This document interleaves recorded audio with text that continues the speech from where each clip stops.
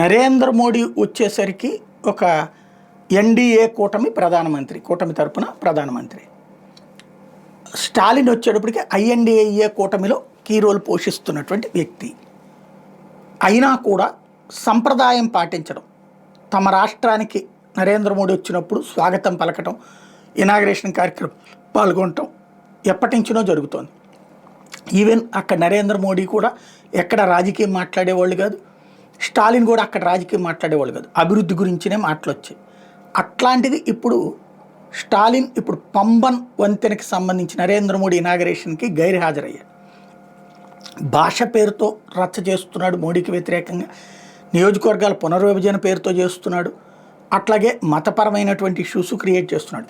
క్రమంగా తన గెలుపుకి సందేహం వచ్చేటప్పటికి కొత్త చర్చలు తెర మీదకి తీసుకొస్తున్నాడు. తద్వారా నరేంద్ర మోడీ శత్రువుని నేను, నరేంద్ర మోడీని దించేవాడిని నేను, నరేంద్ర మోడీని పక్కన పెట్టగలిగిన వాడిని నేను, రాహుల్ గాంధీ రేపు పొద్దున ప్రధానిగా యాక్సెప్ట్ చేయకపోతే తర్వాత ప్రధానమంత్రి పదవి మనకే వస్తుంది, తమిళనాడుకే వస్తుంది, స్టాలిన్గా నాకే వస్తుంది అన్నటువంటిది మౌత్ పబ్లిసిటీ చేసుకుంటున్నాడు. తద్వారా ఒకప్పుడు జయలలిత అనుసరించిన వ్యూహం, ఒకప్పుడు కరుణానిధి అనుసరించిన వ్యూహం ఇప్పుడు స్టాలిన్ అనుసరిస్తున్నాడు. దాంట్లో భాగమే ఇదంతా.